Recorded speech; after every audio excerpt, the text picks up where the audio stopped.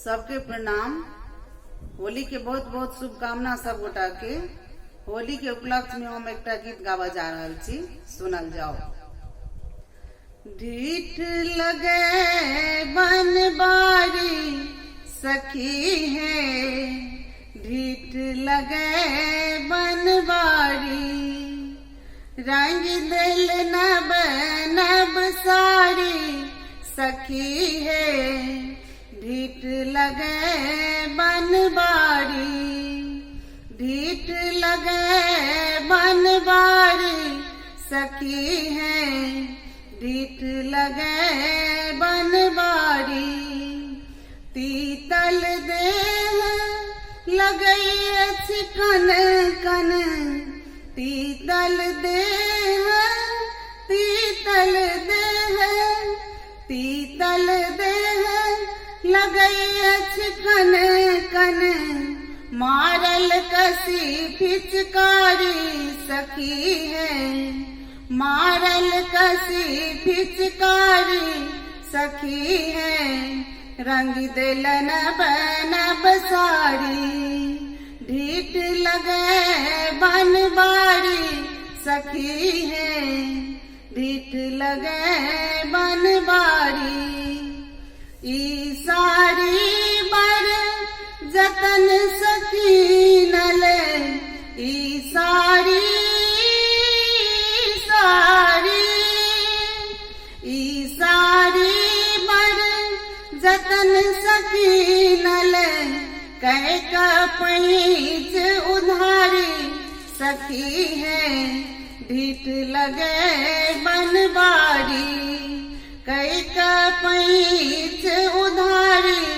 सखी है, ढीठ लगे बनबारी,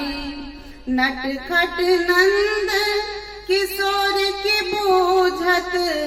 नटखट नंद किशोर की बूझत, कर चोरी बट मारी सखी है, कर चोरी बट मारी सखी है,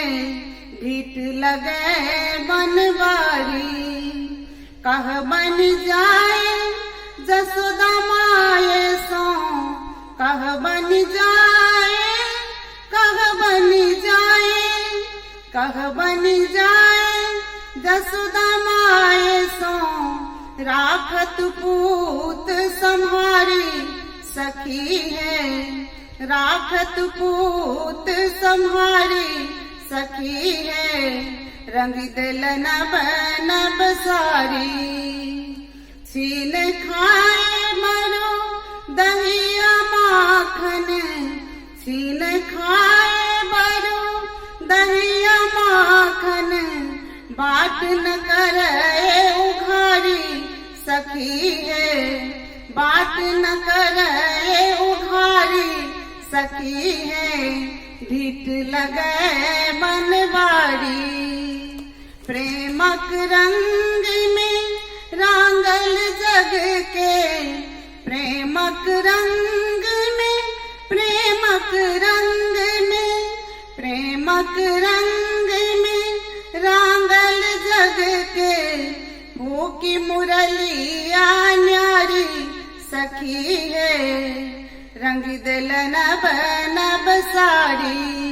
भूखी मुरलिया न्यारी सखी है,